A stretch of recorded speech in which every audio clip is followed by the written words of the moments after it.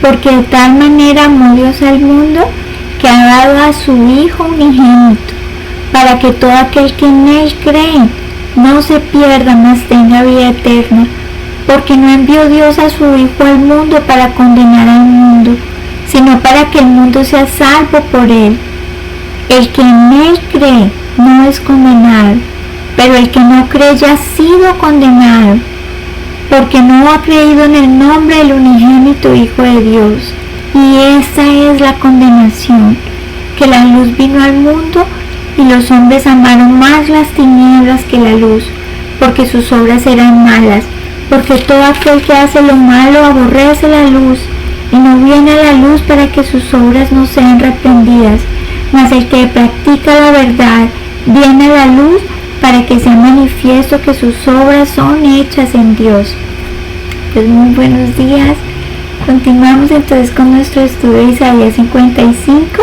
Quiero contarles que hoy estamos en el centro de este estudio. Ya hemos estudiado la mitad de los versículos de este capítulo. El capítulo generalmente tiene dos partes. La primera parte está muy relacionada con la salvación, con el Evangelio, y la segunda parte está relacionada principalmente con la importancia de la palabra de Dios, cómo Dios la usa para llegar a nosotros, su sabiduría de Dios. Nos explica muchas de esas cosas. Entonces hoy para terminar esta primera sección de este capítulo de Isaías 55, pues quería poner entonces hablarles sobre el centro del cristianismo. Ya que estamos en el centro del capítulo, quería hablarles del centro del cristianismo, que es el Evangelio de Cristo. Entonces, como para dar una definición, ¿qué les parece si me acompañan a 1 Corintios capítulo 15?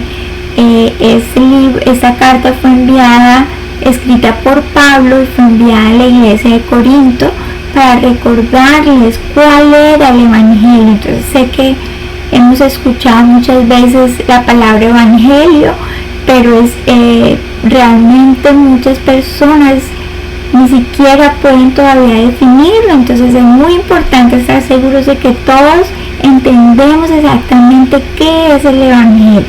Ok, entonces acompáñenme por favor a 1 Corintios 15, lo vamos a leer del 1 al 6. Ahora, amados hermanos, permítanme recordarles la buena noticia que ya les prediqué. En ese entonces la recibieron con gusto y todavía permanecen firmes en ella. Esa es la buena noticia que los salva si ustedes siguen creyendo el mensaje que les prediqué, a menos que hayan creído algo que desde un principio nunca fue cierto. Yo les transmití a ustedes lo más importante y lo que se me había transmitido a mí también. Cristo murió por nuestros pecados, tal como lo dicen las Escrituras. Fue enterrado y al tercer día fue levantado de los muertos, tal como lo dicen las Escrituras. Lo vio Pedro y luego lo vieron los 12. Más tarde lo vieron más de 500 de sus seguidores a la vez, la mayoría de los cuales todavía viven, aunque algunos ya han muerto. Entonces, ¿cómo concluimos entonces? ¿Cómo definimos el Evangelio? Pues el Evangelio es que Cristo murió por nosotros, por nuestros pecados, como lo dicen las Escrituras, que Él fue enterrado y al tercer día resucitó, como lo dicen las Escrituras. Y esa es una nueva noticia. Por eso muchas veces en la palabra, en algunas traducciones, no menciona la palabra evangelio, sino buenas nuevas, buenas noticias. Esas son buenas noticias para aquel que sabe que es pecador y para aquel que entiende que no puede llegar a Dios con sus propios méritos. Entonces es una buena noticia saber que alguien pagó la culpa que nosotros merecíamos. Ok, pero entonces ese es el centro del cristianismo, ese es el centro de nuestra fe. Pero entonces, ¿cómo relacionamos este evangelio que estamos leyendo ahorita, que acabamos de leer, con lo que estamos leyendo en Isaías 55. Entonces, pues ciertamente este evangelio ha sido anunciado desde el Antiguo Testamento, sino que solamente tuvo cumplimiento hasta que realmente vino Cristo y murió en esa cruz. Pero este mensaje del evangelio se venía anunciando desde el Antiguo Testamento. Entonces aquí en Isaías 55 lo anuncian como un nuevo pacto. Ese es el nuevo pacto del que yo les he venido hablando a ustedes. Entonces, ¿cómo lo relacionamos? El nuevo pacto y el evangelio, esas buenas noticias. Ok, entonces leamos, por favor, acompáñenme a leer Hebreos capítulo 10. Vamos a leer algunos versículos, no tenemos tiempo de leer todo el capítulo, pero pues yo les sugiero que en su casita ustedes lo lean completo. Ok, dice el versículo 5. Por eso cuando Cristo vino al mundo, le dijo a Dios: no quisiste sacrificios de animales ni ofrendas por el pecado, pero me has dado un cuerpo para ofrecer. Entonces vemos que ese es el Señor Jesús hablando. Eso es una profecía, lo que el Señor Jesús iba a hacer. Esta profecía la hizo David. Y aquí vemos entonces que algo muy especial, porque dice que a Dios no le agradaron ni las ofrendas ni los sacrificios. Y con todo el mayor respeto y cariño, pero con ese afán de aclarar esas verdades que son tan importantes para nuestra vida espiritual, y lo más importante que es realmente que esta verdad es la que nos permite alcanzar la salvación, recibir la salvación. Entonces podemos decir que en muchas religiones, por ejemplo en el catolicismo, en el judaísmo, ellos siguen practicando ofrendas, ellos siguen practicando sacrificios dentro de sus, digamos, ritos religiosos. Y aquí Hebreos 10 nos dice muy claro que a Dios no le agrada eso, que eso no era lo que Dios quería. Entonces, ¿qué es lo que está diciendo el pasaje? Que en vez de esos sacrificios y esas ofrendas, ¿qué es lo que Dios quiere? Que me has dado un cuerpo para ofrecer.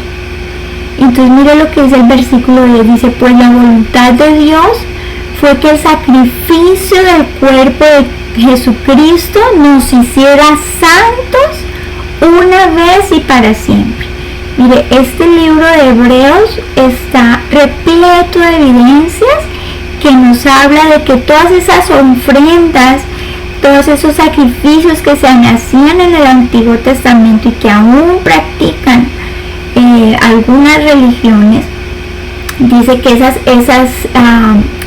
ofrendas, esos sacrificios no pueden hacer perfectos a las personas que las practican. Pero este sacrificio de Cristo sí es tan efectivo, fue tan poderoso ese sacrificio que Jesús hizo en la cruz, que dice que nos hace ¿qué? Nos hace santos una vez y para siempre. Entonces, con un solo sacrificio, con ese solo sacrificio de Cristo, Dios nos puede declarar santos para siempre. O sea, lo recibimos para siempre, esa declaración de que somos santos. Entonces, eso también corrige la idea de que los santos son los que son después de muertos. Se declara, los líderes de una iglesia declaran algunas personas, pero aquí la palabra nos muestra que todos los creyentes, todas las personas que entran en este nuevo pacto, todos los que genuinamente han entrado en este pacto, Dios los hace santos, y dice que bastó ese sacrificio para hacernos santos una vez, dice, y para siempre. Pues mediante esa única ofrenda Él perfeccionó para siempre pasado. En esa cruz Cristo perfeccionó para siempre ¿a quiénes? A los que está haciendo santos. Entonces miren algo curioso, está diciendo pasado ya los perfeccionó, presente los está haciendo santos. ¿Eso qué quiere decir? Lo que pasa es que nosotros, al haber pecado, al haber violado las leyes de Dios, al haber desobedecido los mandamientos de Dios, entonces nosotros teníamos un acta en contra nuestra, un acta que nos condenaba y que nos decía que merecíamos la muerte, porque ciertamente la palabra de Dios dice que la paga del pecado es la muerte. Y entonces estábamos condenados, ya estábamos condenados. Y entonces en Cristo, en esa cruz, Él lo que estaba haciendo era que estaba haciendo un intercambio de lugares. Entonces nuestros pecados estaban poniéndose sobre Cristo. Y esa vida perfecta de Cristo, que Él nunca pecó, Él siempre obedeció a su Padre, esa justicia y esa vida perfecta de Cristo se transfiere a nuestro favor. Y nuestros pecados se transfieren a Él. Entonces Él recibe el castigo por esos pecados, los que nosotros cometimos, y nosotros recibimos entonces esa justicia perfecta de Cristo. Somos declarados justos delante de los ojos de Dios, pero no por nuestros méritos, porque precisamente nosotros, por nuestra vida de pecado, era que habíamos sido condenados. Entonces nosotros mismos no podemos hacer nada para salvarnos. Entonces Él, por los méritos de Cristo, es que entonces nosotros podemos ser declarados justos delante de los ojos de Dios. ¿Y qué es esto de la justicia? Pues Dios, al declararnos justos, nos está diciendo, mire, es libre de pecado, es libre de la culpa, libre del castigo del pecado, libre de la condenación, libre del castigo por el pecado. A eso se refiere cuando habla de la justicia de Cristo. Nos está diciendo que la recibimos y en ese momento somos declarados justos. En ese momento entonces somos libres de la culpa y libres del castigo por el pecado. Y entonces a partir de ahí dice que somos entonces, cuando entramos en ese nuevo pacto con Cristo, entonces eso viene a nuestra vida. Somos declarados justos, entonces somos libres de la condenación y del castigo. ¿Y qué más lo que nos estaba diciendo Hebreos 10? Que ahora entonces en el pasado nos justificó, o sea, en el momento que entramos en ese nuevo pacto, Él dice que nos declaró perfectos, justos, pero dice que ahora en la actualidad nos está santificando. Entonces como que la santificación tiene dos partes. Una es la posicional. Posicionalmente nosotros somos santos, pero en la práctica entonces estamos en proceso de santificación. Entonces, ¿qué más nos dice el pasaje? Entonces Él perfeccionó para siempre a los que estás haciendo santos. Y el Espíritu Santo también da testimonio de que es verdad, pues dice, este es el nuevo pacto que haré con mi pueblo en aquel día, dice el Señor. Pondré mis leyes en su corazón y las escribiré en su mente. Entonces ese nuevo pacto que se venía anunciando, en este caso concreto que estamos estudiando, Isaías 55, que se estaba anunciando este nuevo pacto. Entonces está diciendo ese nuevo pacto, ese es el nuevo pacto, que escribiré las leyes en la mente y en el corazón de aquella persona que entra en ese nuevo pacto. Entonces esa es la manera que Dios empieza a santificarnos. Entonces al Él transformar nuestro corazón, arrancar ese corazón de piedra y poner uno nuevo, uno de carne, entonces lo que hace es que esos mandamientos de Dios están en nuestro corazón y en nuestra mente. Entonces eso transforma nuestros deseos, eso está transformando nuestra vida, porque hemos recibido el Espíritu Santo en ese momento que entramos en ese nuevo pacto. Y entonces ya podemos andar en obediencia a Dios y poco a poco Dios nos va transformando cada día más. Entonces el que entra en ese nuevo pacto realmente comienza a mostrar evidencias de que su vida está siendo transformada por la obra del Espíritu Santo. No es por nuestro propio esfuerzo, no es con nuestras propias fuerzas, porque precisamente nosotros no podíamos hacer lo bueno. Entonces necesitamos ese ayudador que es el Espíritu Santo, y Él es el que va transformando nuestro corazón, va transformando nuestra vida, nuestros pensamientos, nuestros deseos. Entonces, ¿qué más nos dice? Y después dice: nunca más me acordaré de sus pecados y sus transgresiones, y cuando los pecados han sido perdonados, ya no hace falta ofrecer más sacrificios. Entonces, parte de los beneficios de entrar en ese segundo pacto con Cristo es que dice que nunca más Él se acuerda de nuestros pecados. Nunca más se acuerda de nuestros pecados. Todos los pecados que cometimos en el pasado, Dios dice que nunca más se vuelve a acordar de ellos, que los perdonó. Pero no solo Él perdona los del pasado, sino también los del presente.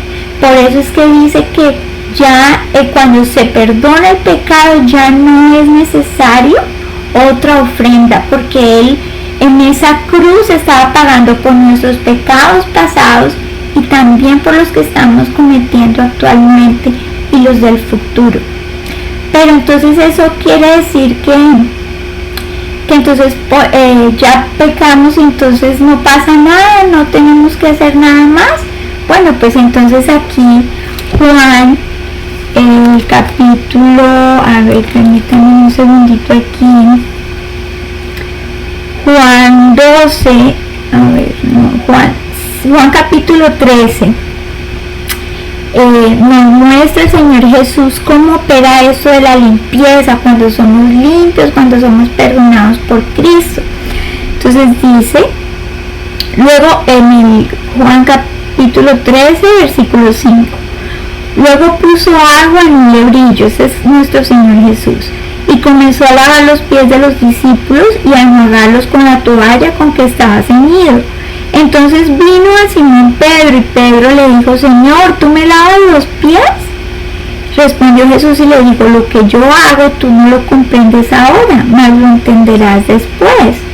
Sí, porque aún Él no había muerto en esa cruz. Entonces ahí en ese momento no operaba todavía ese completo perdón y limpieza de los pecados. Pero entonces Jesús estaba haciendo eso como símbolo, como una enseñanza, para que entendieran realmente eso después de la muerte de Cristo. Entonces dice: lo que yo hago tú no lo comprendes ahora, mas lo entenderás después. Pedro le dijo: no me lavarás los pies jamás. Jesús le respondió: si no te lavare, no tendrás parte conmigo. Entonces aquella persona que no ha entrado en el nuevo pacto, aquella persona que no ha sido lavada con la sangre de Cristo, con ese sacrificio, aquella persona que no ha sido justificada por esa muerte de Cristo, dice: no tiene parte con Cristo todavía. Entonces le dice: bueno, necesito lavarte, porque si no te lavo, entonces no tienes parte conmigo. Le dijo Simón Pedro: Señor, entonces no solo mis pies, sino las manos y la cabeza. Y Jesús le dijo: el que está lavado no necesita sino lavarse los pies, pues está todo limpio. Y vosotros limpios estáis, aunque no todos, porque sabía quién le iba a entregar, por eso digo: no estáis limpios todos. ¿A quién se refería que no estaban limpios todos? ¿Quién era el que no estaba listo? Judas. Judas seguía a Jesús. Judas comió en la misma mesa que el Señor Jesús, pero él no estaba limpio. ¿Por qué? Porque él no se había arrepentido de sus pecados y no había tomado la decisión de seguir a Cristo de corazón, de manera genuina. Entonces él seguía a Jesús por razones equivocadas, por razones pecaminosas, porque lo que hacía él era robarse el dinero que ellos recaudaban. Entonces para eso él estaba, y más por un interés de que, bueno, pensaban que Cristo iba a ser como un rey terrenal y que tal vez le iba a dar un puesto importante, entonces por haber sido, digamos, parte de los que seguían a Cristo. Esas eran sus motivaciones. Entonces por eso él no estaba limpio.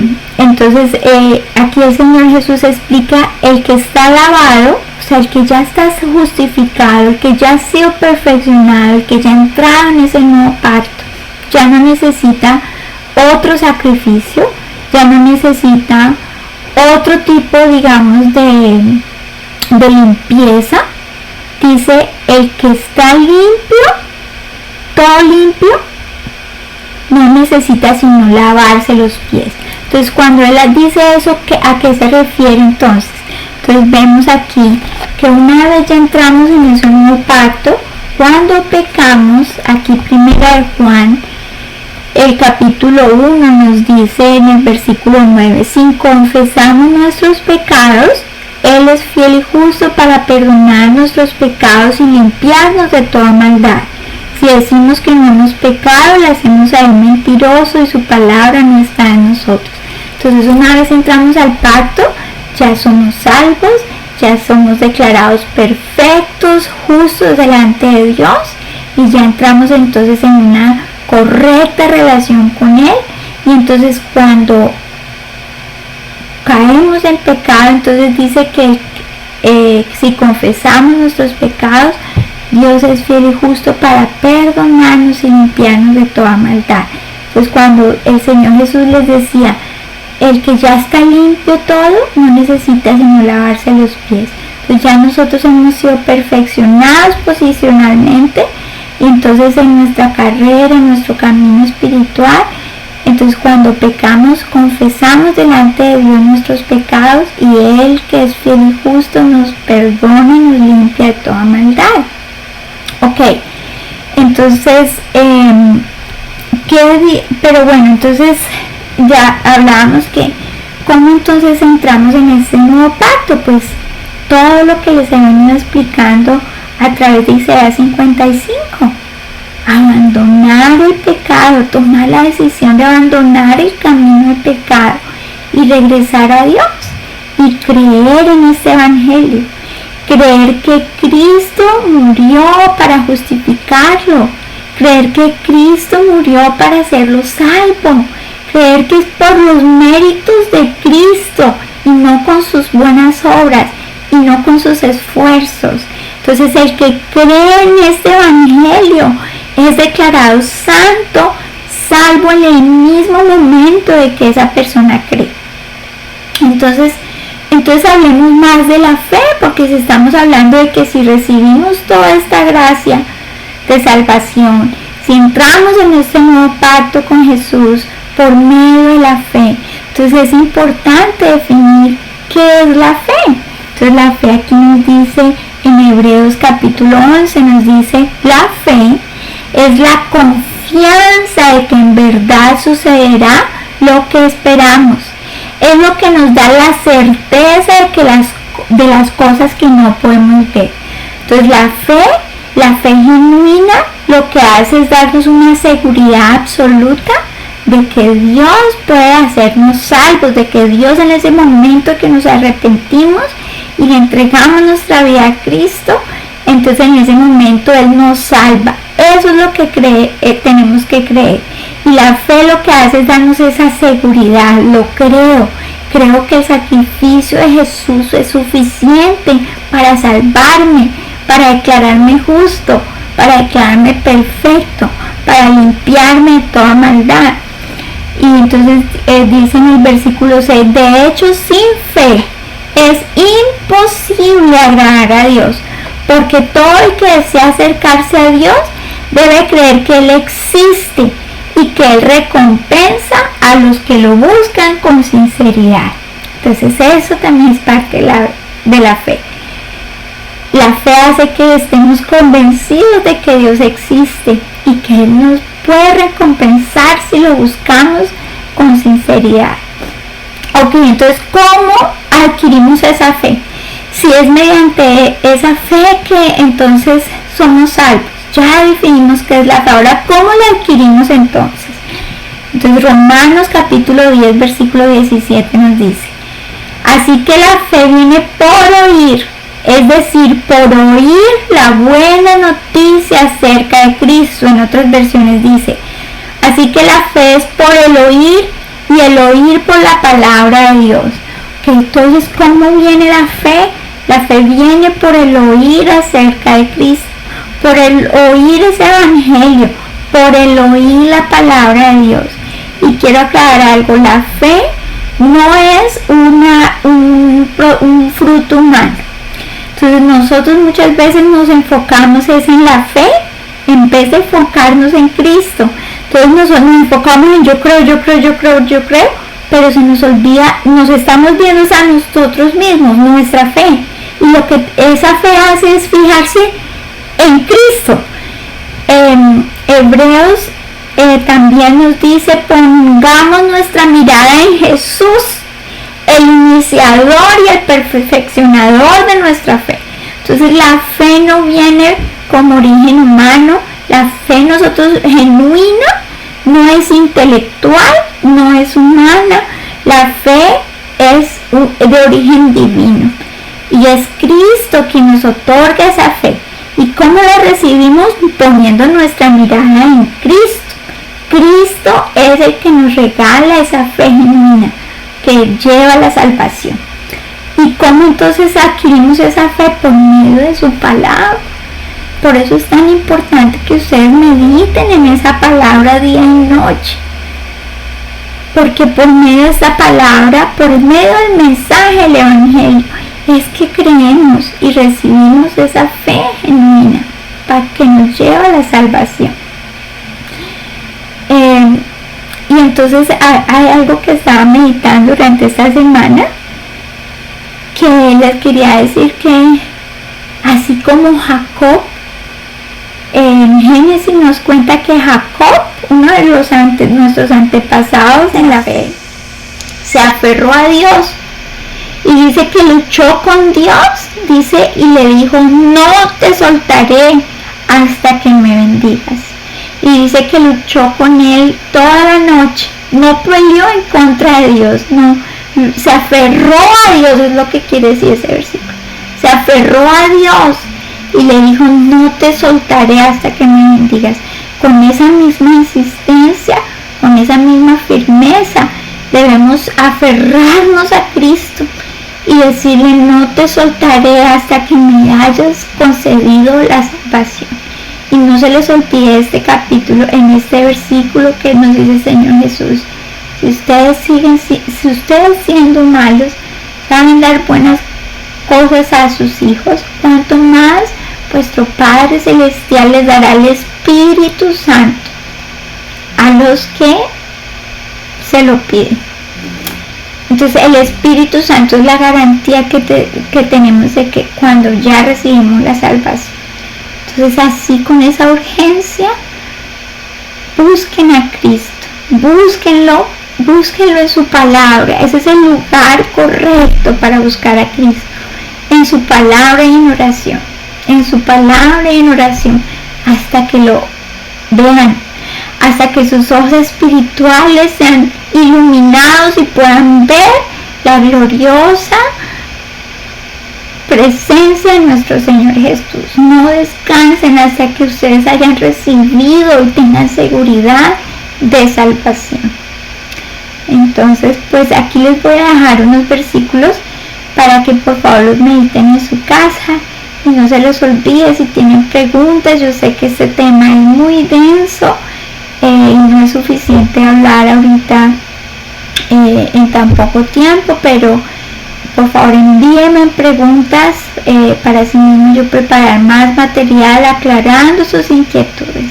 Y mi mayor deseo es que este mensaje sea de edificación y que sea de bendición para ustedes, y que mi Señor Jesús produzca una fe genuina en sus corazones, y que Él graben esas palabras en sus corazones y que el fruto de todo eso que estamos haciendo sea la salvación de ustedes, de aquellos que aún no han conocido personalmente a Cristo. Entonces que mi Señor los bendiga y los guíe en todo este estudio de Isaías 55.